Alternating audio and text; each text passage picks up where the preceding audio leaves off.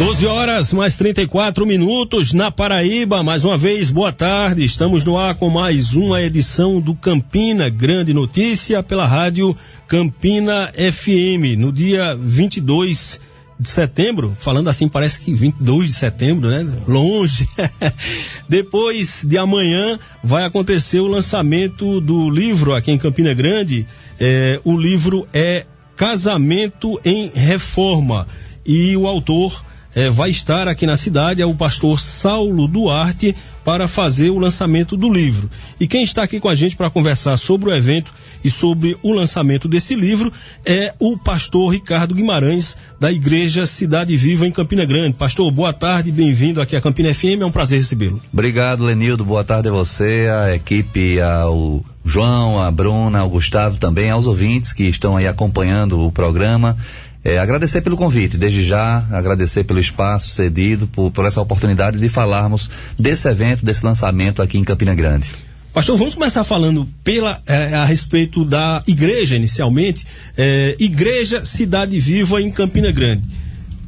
Como temos muitas igrejas, muitas denominações, muitas nomenclaturas, como é que a gente pode posicionar a Igreja Cidade Viva? Lenildo, a Igreja Cidade Viva, ela começa em João Pessoa, no ano 2002. Na verdade, a nossa denominação é Primeira Igreja Batista Bessamar, ou no nome completo, vamos dizer assim, Associação Evangélica Primeira Igreja Batista Bessamar. O nome Cidade Viva decorre de uma grande área que nós adquirimos ali no município do Conde, próximo a João Pessoa, uma área de 150 hectares.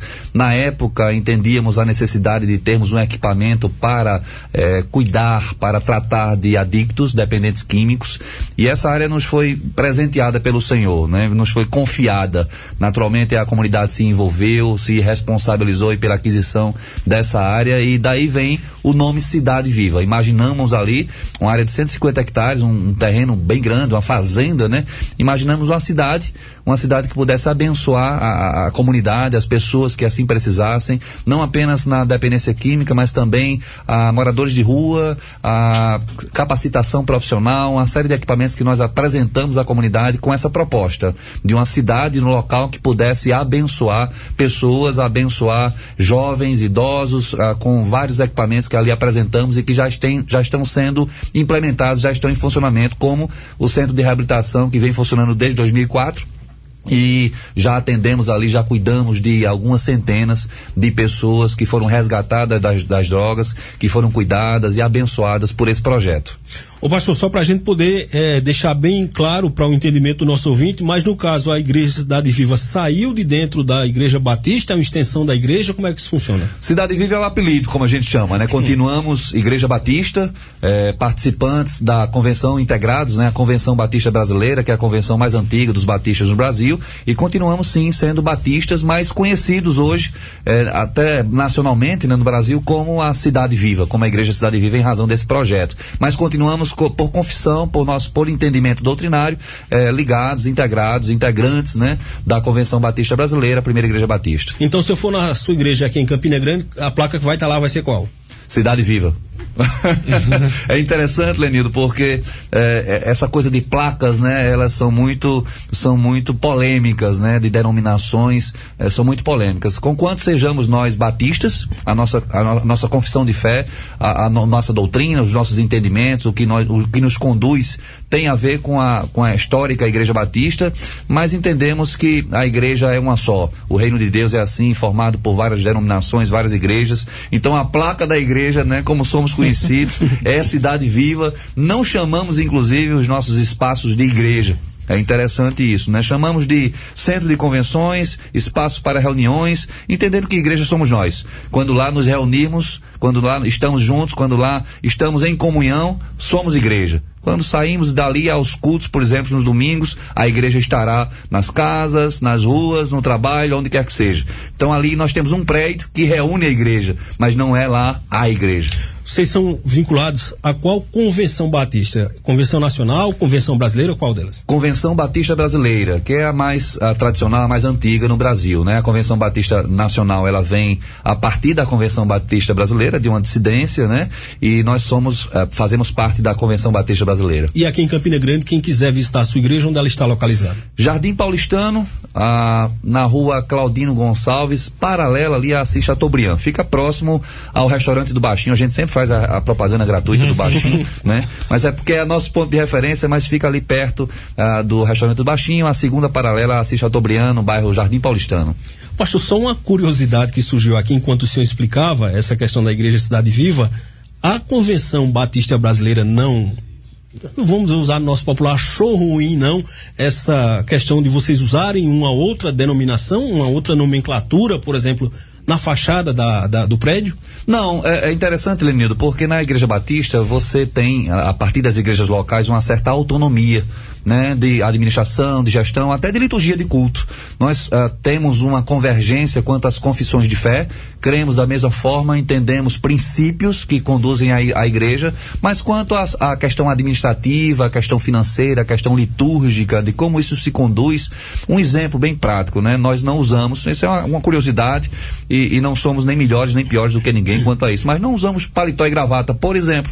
Os pastores da Cidade Viva não usam, né, a vestimenta tradicional, que é a vestimenta do pastor batista, e repito, isso não nos faz melhores nem piores do que ninguém, mas é apenas a nossa forma de entender a estética, né, do culto ou da igreja. Então temos essa autonomia, né, não há nenhum tipo de dificuldade, nenhum problema, não foi gerada nenhuma problemática com a convenção em razão de colocarmos Cidade Viva e apresentarmos esse projeto, que a proposta é essa, apresentando o nome Cidade Viva, apresentarmos também o projeto, a ideia do projeto Cidade Viva. Gustavo Xavier, muito boa tarde. Boa tarde, Lenildo Ferreira, boa tarde, pastor Ricardo, boa tarde especial aos ouvintes da Campina FM. Vamos falar um pouquinho agora sobre o evento, né, Lenildo? No próximo dia 22, o lançamento do livro Casamento e Reforma, 5 Fundamentos Eternos para o Sucesso Conjugal. Pastor, as informações do livro para quem quiser participar do evento.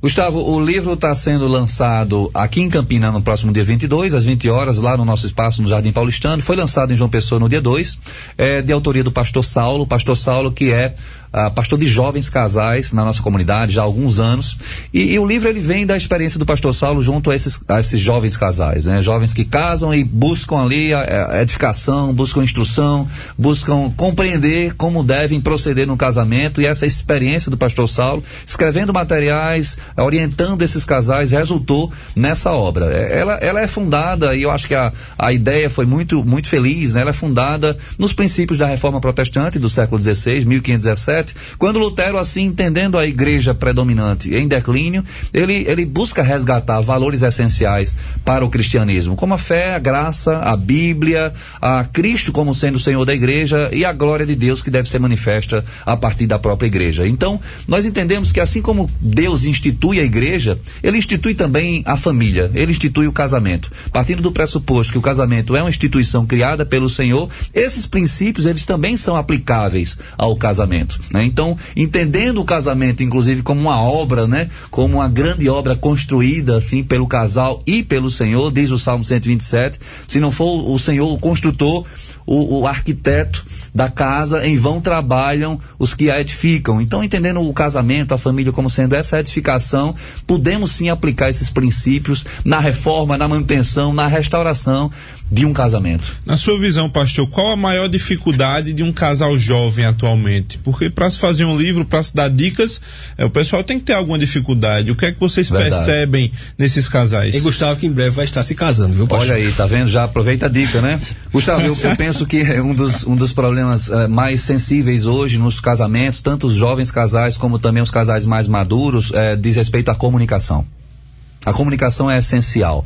O nosso dia hoje é muito corrido, né, Lenildo? Hoje nós temos uma agenda muito cheia, muito atarefado, com muitas responsabilidades, e penso que em razão disso nós negligenciamos o cuidado, a atenção ao cônjuge, especialmente a comunicação. Então são questões cotidianas, muitas vezes não são questões tão graves assim, questões cotidianas que vêm à tona, dificuldades, problemas, mágoas, insatisfações, inquietações, discordâncias que não são colocadas à mesa e que se acumulam ao longo de um tempo, e quando a coisa é percebida, já está numa situação bem difícil e se recorre naturalmente, se pensa ou coloca-se a possibilidade de um divórcio, por exemplo. Então, aos jovens casais, essa é o nosso conselho, a nossa dica, né? Estabelecer uma comunicação constante, ter isso como algo constante, cotidiano na vida do casal, das questões mais corriqueiras às mais complexas. É preciso alimentar essa relação, né? A comunicação presencial, pastor, hoje presencial. O problema é essas novas tecnologias que poderiam facilitar o contato.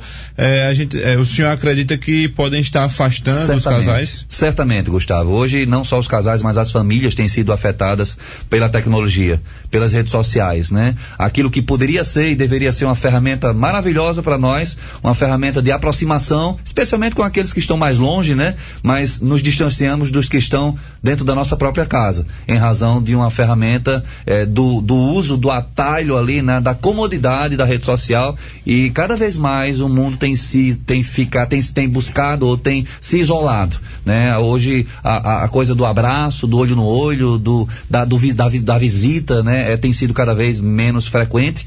Tem até um dito popular que diz que em tempos de WhatsApp, ligação é prova de amor, né? Isso é bem real, né? Então, num casamento isso também acontece. É preciso ter a consciência da comunicação, do tocar, do afeto, da conversa mesmo, né? Ali, um investimento do casal para que de fato não se perca isso que é essencial, né? O contato, a comunhão que deve acontecer também entre o casal. 12:45 agora, nós estamos conversando com o pastor Ricardo Guimarães, da Igreja Cidade Viva em Campina Grande. Ô pastor, deixa eu problematizar um pouquinho aqui o tema da nossa discussão. Como é que a igreja evangélica, eu sei que usar a expressão igreja evangélica é ser genérico demais, mas vamos partir desse enfoque agora, e é óbvio que é pela sua ótica, pela ótica da sua denominação. Como é que a igreja evangélica enxerga atualmente essa questão do divórcio? Houve uma mudança na perspectiva evangelicalista em relação ao divórcio, porque antes era algo que parecia não ser aceito nem admitido, e hoje é algo que parece estar bem mais flexibilizado. Que tipo de perspectiva é a atual? Veja, Lenildo, nós compreendemos um princípio bíblico que estabelece o casamento como uma união indissolúvel, né? A Bíblia vai falar sobre essa união, sobre essa unidade plena, sobre serem um homem e uma mulher, uma só carne, e assim estabelece, assim afirma que o que Deus uniu, o homem não separe. Então, partimos desse pressuposto, desse princípio basilar para o casamento, entendendo aí o casamento sendo essa instituição divina, a célula máter primária de uma sociedade. Nós sempre primamos pela manutenção, pela preservação do casamento. É certo que há situações específicas, há casos concretos que precisam ser avaliados à luz de situações insustentáveis, muitas vezes de violência mesmo, violência doméstica, muitas vezes de outras situações, outras causas, outras razões que precisam ser avaliadas, mas temos esse princípio, não há como relativizar a palavra, não há como relativizar aquilo que Deus estabelece eterno, bom, agradável para o homem, para a mulher, a partir do casamento. Mas, como te disse, é preciso muito amor, muito zelo, muita responsabilidade em avaliar cada situação. É certo que o número crescente de divórcios, não apenas na sociedade, na igreja também é uma realidade. Não podemos e não devemos fugir dessa realidade. Precisamos encarar isso frontalmente e com muito amor, com muita responsabilidade, entendendo que não somos diferentes das pessoas que não estão dentro da igreja, vamos dizer assim. Tão falhos, tão pecadores, tão limitados quanto, e também suscetíveis a problemas no casamento, naturalmente. A grande questão e a diferença, né, que poderíamos assim falar, é que aqueles que compreendem o Senhor Jesus como o Senhor do seu casamento, buscam nele princípios, buscam nele a reforma, buscam nele a restauração, buscam nele a reconciliação. Então, nós temos com frequência aconselhamentos, reuniões, encontros com casais para tratar sobre dificuldades, problemas, até sobre perspectivas ou ideias de divórcio, e a nossa tentativa sempre vai ser pela reconciliação, sempre aconselhando o casal que muitas vezes não compreende como começou o problema, aonde começou o problema, né? O que levou até aquele momento. Isso é muito típico, né, de casais que por conta daquilo que nós falamos aqui, Gustavo, sobre o dia a dia corrido, as responsabilidades, né, as atribuições diversas do cotidiano, não entenderem, não perceberem no dia a dia o que precisa ser feito, o investimento necessário que é diário, né? Em razão disso, passam-se dias, passam-se anos, de alguma maneira chega um ponto que aquela relação está minada, destruída e sustentável, e a opção única que o casal vê é o divórcio. E aí nós precisamos intervir, sim, enquanto igreja, precisamos com muito zelo, com muito temor à palavra, buscando a direção do Senhor, entender que há sim possibilidade. Deus é Deus de restauração, Deus é Deus de transformação, Deus é Deus de reconciliação, Deus é o Deus do impossível, ainda que seja impossível para o casal, para o Senhor não há impossibilidades. Então cabe a nós, enquanto líderes, enquanto pessoas posicionadas pelo Senhor, e aqui eu falo de homens e mulheres que nós temos também na nossa igreja, que são responsáveis por casais, não apenas eu, cabe a nós tratarmos e tentarmos identificar o problema, para aí sim orientarmos o casal, quando na verdade o que se aponta, o que se coloca, o que se verbaliza é a ponta do iceberg, e o problema tem uma razão, ou tem uma origem muito anterior, ou muito mais profunda, até traumas, problemas do homem ou da mulher, quando, por exemplo, da adolescência, nos seus referenciais, inclusive de casamento, das famílias que assim eles aprenderam, ou de onde vieram. Para se reconciliar, pastor Ricardo, o primeiro passo é o perdão. É nesse sentido que vocês aconselham os fiéis, sempre partir do perdão e a partir daí iniciar um processo de reconciliação? Sem dúvida, Gustavo. Eu também sou advogado e atuo também na vara de família, e eu diria que é das áreas mais difíceis do direito. Mais difícil do que o direito penal, inclusive. Mais difícil do que lidar com o crime é lidar com um casamento destruído. É lidar com a família destruída. É lidar com filhos órfãos de pai e mãe, muitas vezes, que são vítimas da chamada alienação parental, quando um pai coloca, quando um dos pais coloca o outro contra o filho, e não compreendem o propósito maior ali, mesmo diante de uma situação insustentável de um filho que permanece sendo filho de um e de outro. Então, o que você coloca é essencial, Gustavo. O perdão é essencial. Em situações como essa, quando casais chegam a pensar, a cogitar a possibilidade de divórcio, Lenildo, naturalmente as acusações são de parte a parte. Naturalmente os corações vêm sempre armados, cheios de razão, para justificar aquela decisão, para justificar até a atitude de um para com o outro. Então o perdão é essencial. Olhar para dentro de si, entender que há sempre o que perdoar, né? Há sempre o que colocar, o que entender, o que compreender diante do outro, e esperar que o outro assim também faça o mesmo. Eu preciso entender, à luz da palavra, à luz do que eu tenho do Senhor, do que eu tenho de Deus, do que eu tenho da Bíblia, da minha fé com o Senhor. Por isso que a gente sempre traz essa essência da fé, o que Deus requer de mim enquanto homem, enquanto marido, enquanto chefe da casa, o que Deus quer de mim enquanto servo dele. E assim colocar esses princípios que passam necessariamente pelo perdão, passa necessariamente por pedir perdão, entender que falhei, que errei. Se aquela situação chega ao ponto de um divórcio, se um casamento chega a esse ponto, a falha que é mútua, a falha, as dificuldades, os problemas são recíprocos. Nunca vai ter pontualmente alguém única e exclusivamente responsável. Sempre vai ter uma culpa aí que é mútua, uma culpa compartilhada, naturalmente. Pastor Ricardo, vamos fazer o reforço do convite para o evento que acontece dia 22, parece tão longe, isso, depois de amanhã. Vamos reforçar onde vai ser o evento, quando vai ser e quem é que está convidado, né? Ótimo, Lenildo. O evento acontece depois de amanhã, né? Dia 22, às 20 horas, lá no Jardim Paulistano, nosso espaço lá no Jardim Paulistano. Estará conosco o pastor Saulo e a sua esposa.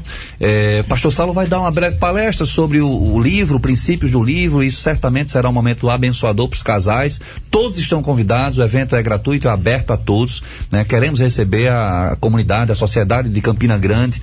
Depois da palestra nós teremos um breve momento de autógrafos, dedicatória e um coffee break ali, um momento de comunhão, de bate-papo. Então todos podem participar, todos estão convidados, a entrada franca.